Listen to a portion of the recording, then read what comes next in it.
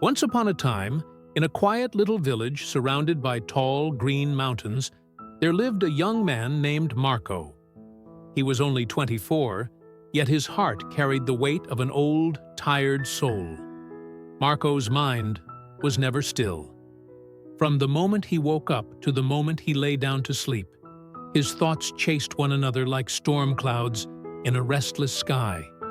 He replayed his past mistakes over and over, feeling regret and sadness.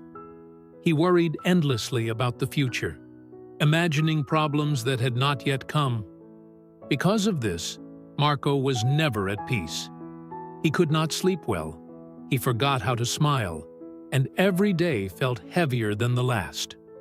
One evening, while sitting outside his home, he overheard travelers talking.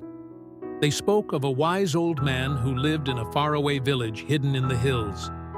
This man, they said, had once been a famous psychologist in the city.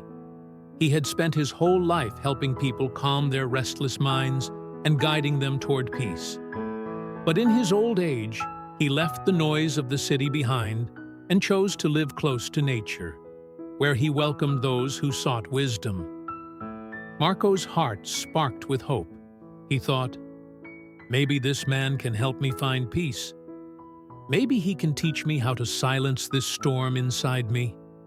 The very next day, Marco began his journey. He walked for many days, through forests, across rivers, and along winding mountain paths. The journey was long and tiring, but Marco's desire for peace was stronger than his exhaustion. At last, he reached the village. At the edge of the village stood a small, simple house covered in green vines and flowers. On the porch, sitting silently with his eyes closed, was the wise old man. His face looked calm, almost glowing with peace, as if no storm could ever touch him. Marco stepped forward, bowed slightly, and said in a trembling voice, "Grandfather, my mind is restless. Thoughts chase me every moment. I cannot stop them. I cannot find peace. Please, can you help me?" The old man slowly opened his eyes. He looked at Marco with a gentle smile, full of kindness. "So, you are searching for peace," he said softly. "Then come with me. I will give you a task." He led Marco into his small yard. There he filled a glass of water until it was completely full, right to the brim. The water sparkled in the sunlight, and Marco could see that even the smallest movement might cause it to spill. The old man handed him the glass and said, "Take this glass. Walk from here to the edge of the village and return. But remember, do not let even a single drop of water fall." Marco was surprised. How could this task bring me peace, he wondered. But he respected the old man and wanted to learn. So he nodded and carefully held the glass. He began his walk. The path was narrow, with people moving in every direction. Children ran and laughed, shopkeepers called out to customers, dogs barked loudly, and carts rumbled by. The village was full of noise and life. But Marco did not look at any of it. His eyes stayed fixed only on the glass of water in his hands. Step by step, slowly and carefully, he walked. His heart beat fast, his hands trembled, but he stayed focused. At last, he returned to the old man and said proudly, "Grandfather, I did it. I didn't spill even a single drop." The old man smiled.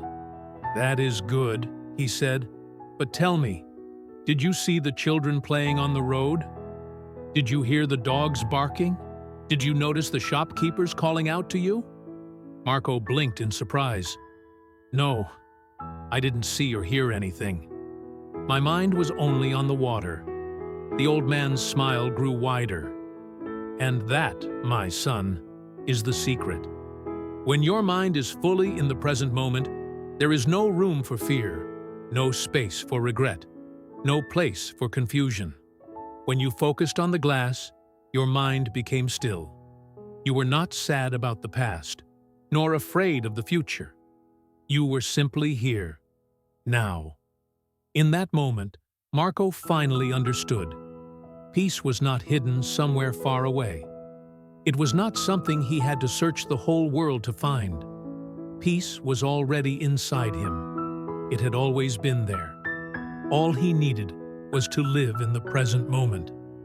Marco bowed his head, his eyes shining with gratitude.